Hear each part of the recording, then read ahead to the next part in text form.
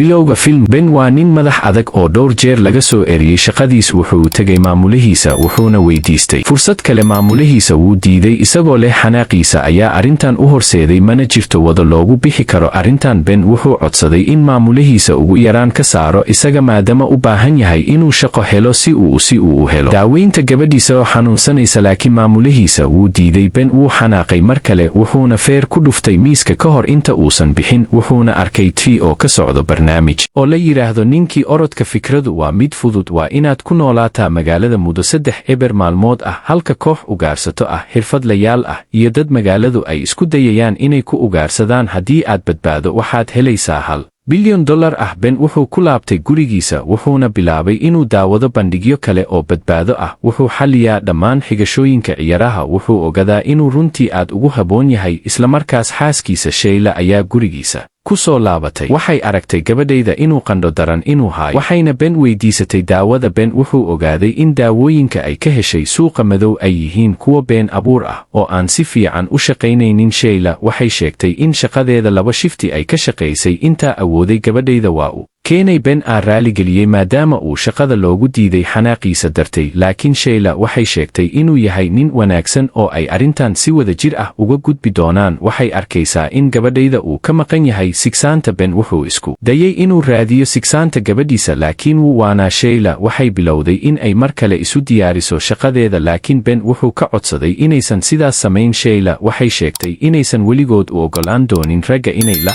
dhaqmaan si aan habboonayn. Ben waa ku adkaysanaya, laakiin waxay sheegtay inay gabadhoodu aysan habeen kale noolaan doonin. isla markaas Ben wuxuu arkay TV-ga oo ka socdo barnaamijka ninka orodka ah. wuxuu bilaabay inuu diyaar garoobo. Shayla waxay sheegtay in uusan samayn karin maadaama dadka ka qayb qaata barnaamijkaas ay dhintaan. Ben wuxuu u sheegay inuu yahay qabiir ku takhasusay ciyaaraha noocaas ah, isla markaasna uusan gabadhiisa u ogolaan doonin inay habeen kale xanuunsato, laakiin wuxuu ballan qaadayaa inuu taxadar muujin doono oo uu ka saari doono dhibaatadooda. wuu baxayaa, wuu joogaa meesha barnaamijka lagu qabanayo.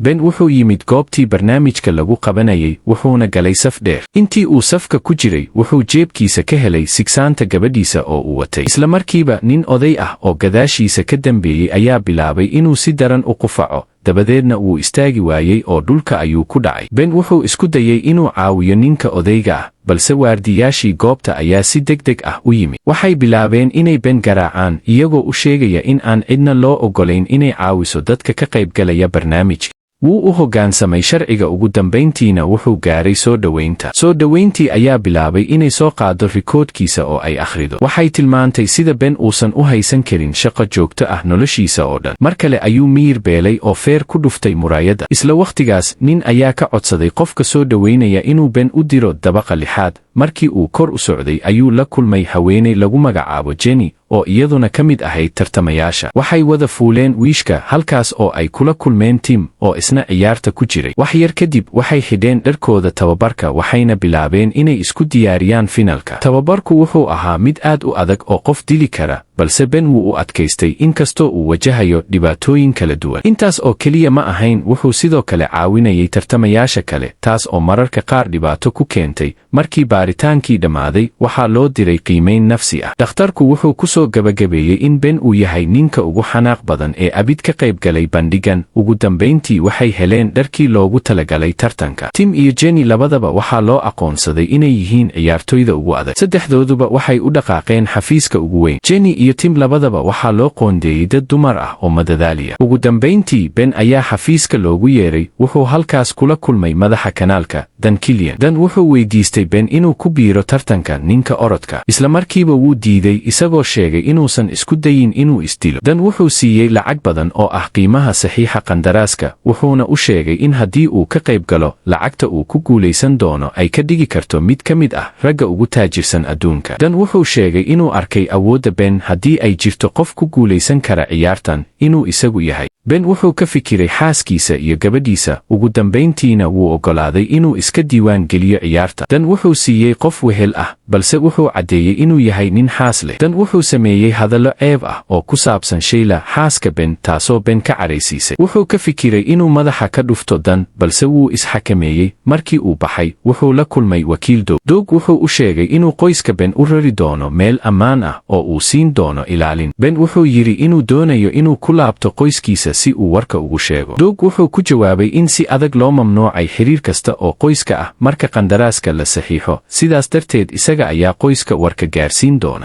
Fiidowga sabskraib leh laag saar si aan baarti 2 u soo dhammaystirno.